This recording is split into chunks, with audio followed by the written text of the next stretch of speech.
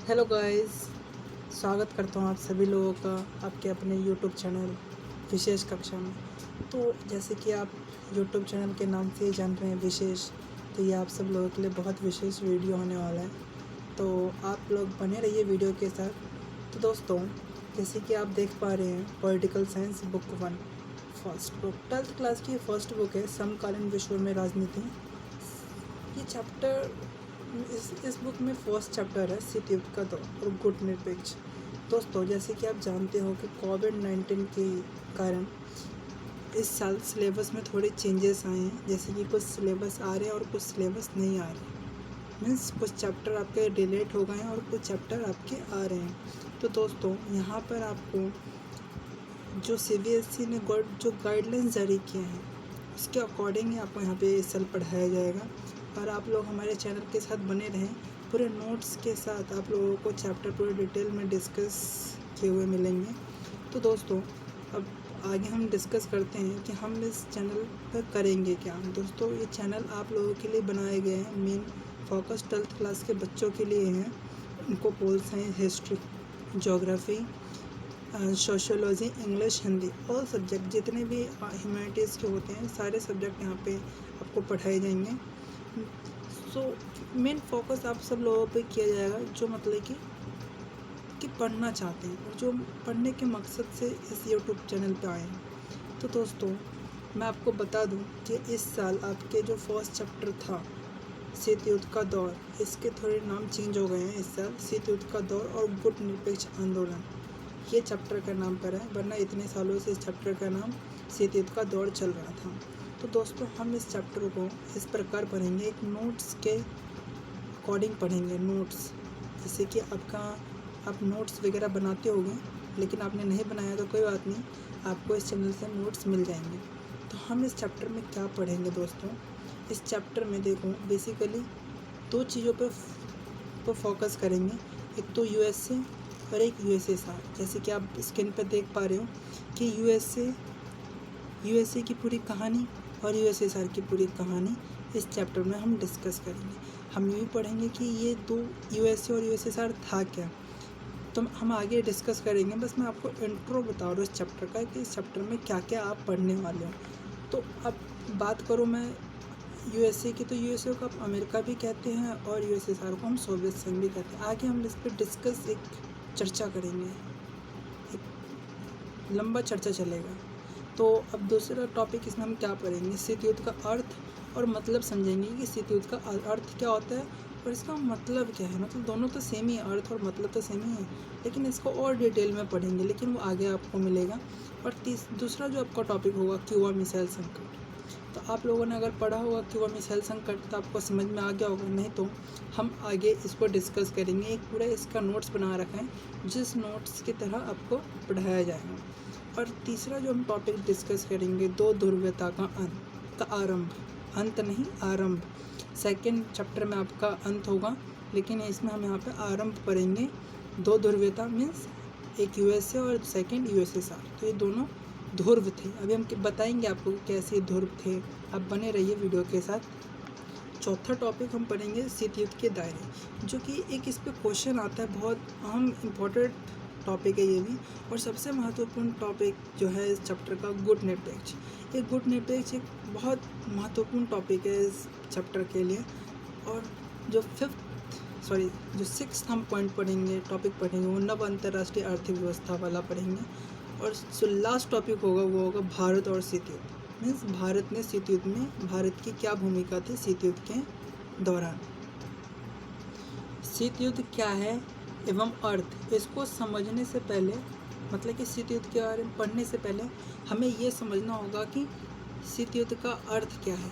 और इसको भी समझने से पहले हमें ये समझना पड़ेगा कि शीत युद्ध की स्टार्टिंग कब से होती है। तो उससे पहले हम ये देख लेते हैं कि आपका जो प्रथम विश्व युद्ध हुआ था, जिसको हम फर्स्ट वर्ल्ड वार बोलते हैं, वो कब स्टार्ट हुआ था आपका फर्स्ट वर्ल्ड वार, 1914 से 1918। मीन्स इतने ईयर तक क्या हुआ था, फर्स्ट वर्ल्ड वार हुआ था। और इसमें दो पावर थे, मीन्स दो ग्रुप थे जिनके बीच में युद्ध हुआ था। पहला आपका जो था वो एक्सिस अलायंस था और सेकंड जो था आपका वो जिसको हम मित्र राष्ट्र और ध्रुवी राष्ट्र बोलते हैं, वो भी फर्स्ट वर्ल्ड वॉर में था। और सेकंड वर्ल्ड वॉर देखेंगे, सेकंड वर्ल्ड वॉर कब हुआ था आपका 1939 से 1945। तो इसमें भी दो राष्ट्र थे, जैसे कि मित्र राष्ट्र बोलते हैं हम और ध्रुवी राष्ट्र बोलते हैं। तो इसमें कुछ लीड कंट्री थे, मीन्स अगुवाई देश थे, जो इस अलायंस को क्या कर रहे थे, लीड कर रहे थे। जैसे कि आप देख सकते हैं कि एक अगुवाई देश लीड कंट्री में मित्र राष्ट्र में कौन थे, अमेरिका था फर्स्ट, फ्रांस भी था, ब्रिटेन और सोवियत संघ, जिसको आप USSR बोलते हो, ठीक है। तो ये 4 कंट्री थे मित्र राष्ट्र के अंदर, ठीक है। सेकेंड वर्ल्ड वॉर हुआ, सेकेंड वर्ल्ड वॉर कब से कब तक हुआ, 1939 से 1945 तक, ठीक है। तो इसमें 2 वो थे, मित्र राष्ट्र थे और ध्रुवी राष्ट्र थे, 2 ग्रुप थे, ठीक है। और ये समझते हैं कि ध्रुवी राष्ट्र के जो लीड कंट्री थे, मीन्स अगुवाई देश जो थे, वो कौन से थे, जर्मनी थे, जापान था और इटली था। 3 कंट्री इसमें थे, 4 कंट्री इसमें थे। तो सेकेंड वर्ल्ड वॉर जब ख़त्म हुआ, आप ध्यान दीजिए कि आपका सेकेंड वर्ल्ड वॉर कब ख़त्म हो रहा है, 1945 में ख़त्म हो रहा है सेकेंड वर्ल्ड वॉर। तो सेकेंड वर्ल्ड वॉर जैसे ही ख़त्म होता है, मीन्स द्वितीय विश्व युद्ध जैसे ही ख़त्म होता है, उसके बाद शीत युद्ध शुरू होता है। मैं अभी बताऊंगा कि शीत युद्ध का स्टार्टिंग कैसे हुआ। उससे पहले हम ये समझ लेते हैं कि सेकेंड वर्ल्ड वॉर ख़त्म होता कैसे। देखो, जापान था, एक जापान शहर मतलब कि कंट्री है, जिसमें 2 शहर थे, हिरोशिमा एंड नागासाकी, ठीक है। तो अमेरिका ने क्या किया, अब बात ध्यान रखना कि अमेरिका किस में है, मित्र राष्ट्र में है, और ध्रुवी राष्ट्र में कौन है, जापान है।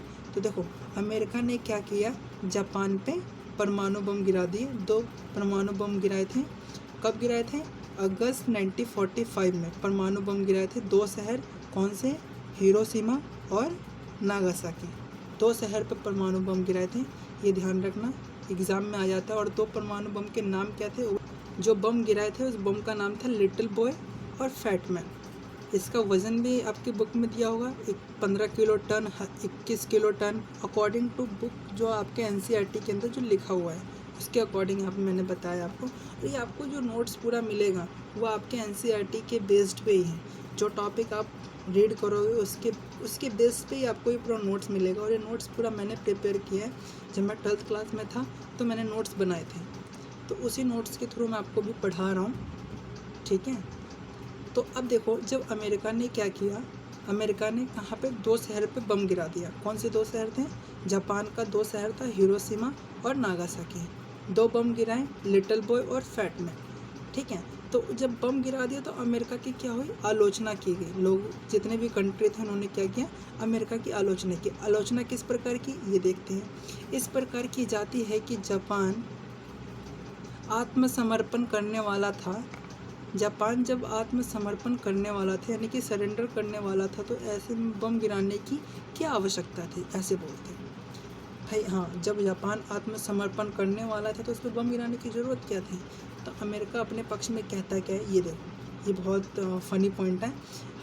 अमेरिका कहता है कि सेकेंड वर्ल्ड वॉर जल्दी ख़त्म करना चाहते थे, इसलिए भी बम गिराना ज़रूरी था, आवश्यक था। इसीलिए उन्होंने क्या किया, बम गिरा दिया ताकि ज़्यादा आगे नुकसान ना हो, ठीक है। लेकिन देखो, अमेरिका बहुत चालाक है। उसका मेन मकसद क्या था, देखो, जो USA था, अमेरिका को हम USA बोल रहे हैं, उसने मतलब कि उसका मेन मकसद ये था, मुख्य मकसद हमला करने का था, किस पे, जापान पे। वो USSR को ये दिखाना चाहता था कि वो कितना ताकतवर है। मीन्स वो ये बताना चाहता था USSR को, भाई तू देख मैं तेरे से कितना ताकतवर हूँ। थे दोनों एक ही उसमें, लेकिन ये इसको दिखलाना चाहता था कि भाई देख मैं तेरे से कितना ताकतवर हूँ। तो वही एकमात्र शक्ति पूरे विश्व में, ये दिखलाना चाहता था कौन, USA। किसको, USSR को। USA कौन है आपका, अमेरिका। USSR कौन है, सोवियत संघ। ध्यान रखना इस पॉइंट को।